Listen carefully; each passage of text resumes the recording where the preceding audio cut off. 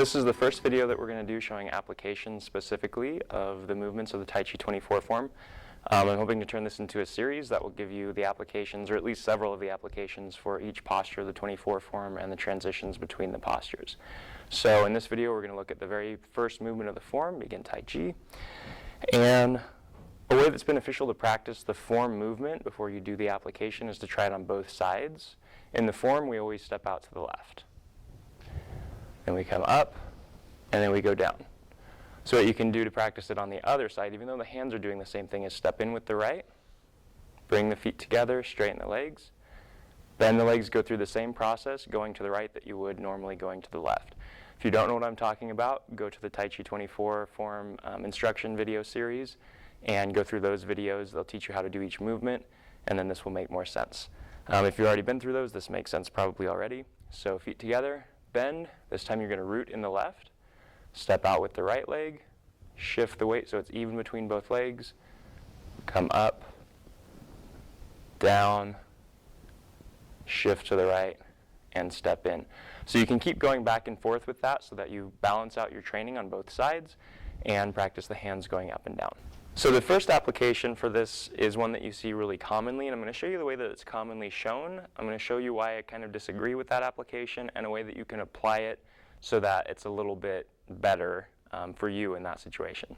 So the attack that's usually shown is like a diving forward choke for the attacker coming toward the person who's doing the technique.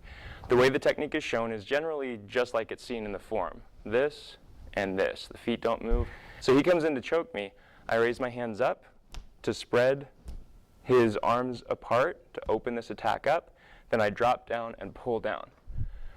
But you notice if I pull down, even if I pull directly down, he still has momentum coming forward. And if he's coming in to choke me and I do this and pull, there's a pretty good chance he can just do a nice takedown, hit me with the shoulder, grab my legs, and just drop me on my back. So that's not something that I would recommend. You can use that same up and down motion for a similar defense, but you want to move your feet. When he comes in for this attack, I can come up with the same motion.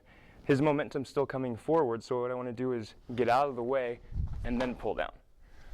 So again, when the attack comes in, arms come up to open this up.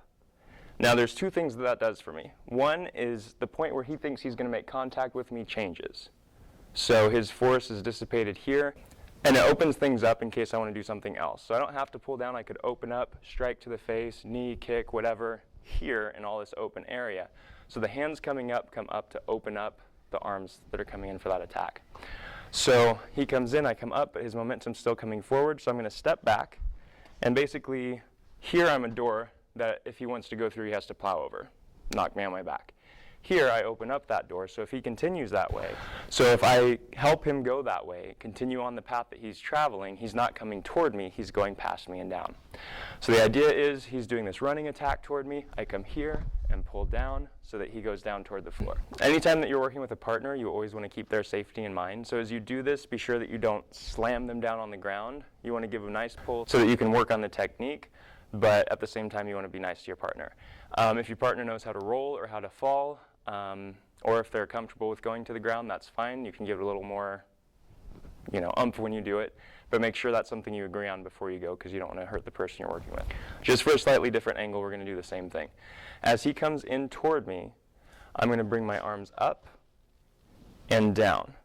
As I'm bringing them down, I'm going to step out of the way and keep him going down where I would have been. So as he comes in, it's up, down. Okay? Notice how my stance changes a lot there. If I was to do this and just keep my stance the same, like I said before, he would just knock me over. When I do this, though, I'm sinking here. Just like in the form, you step out, you come up, and you sink down as you push down with the hands. That sinking down, that dropping, is what we're using here to drop them down to the ground. Now I'm going to show you one more angle. As he comes in for that choke, I come up, so this opens up his attack. Notice that my hands are right here still, so I don't have to grab him and throw him if I want to. His eyes are right here, his head is right here, his throat's right here. If this is a very serious situation, I may not go to this because there's a lot of things that could change really quickly. I may come up here and then do something right there because my hands are there. But if this is just something where someone's trying to shove me and I'm not necessarily wanting to hurt them, I'm just trying to get away. The push comes in, I break and pull, and at that point I can either take off, hit him with my knee, do whatever I need to do at that point to stay safe. So I'm going to show you what I'm doing. When I said earlier that I'm like a door that he's trying to get through and I'm stepping out of the way so he can come through the door, sometimes what that's referred to is like there's a line of attack. When the person's coming directly in towards you with their force, what you're doing is getting off of that line of attack. So here, I'm directly on the line of attack, and you, if you could see through me, would be looking straight down his line of attack. What I want to do is come here and turn. See how you can see him now? And I'm to the side.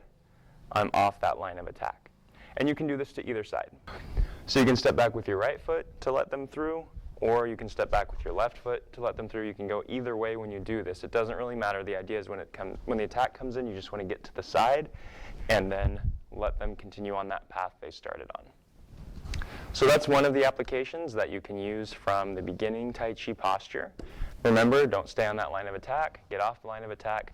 Bring the arms up to open the attack, and then drop down to pull the person down in front of you, not on top of you. I hope you found this video very useful. Be sure to check back for more application videos in the future.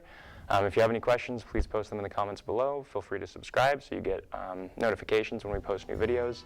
Thank you so much for watching.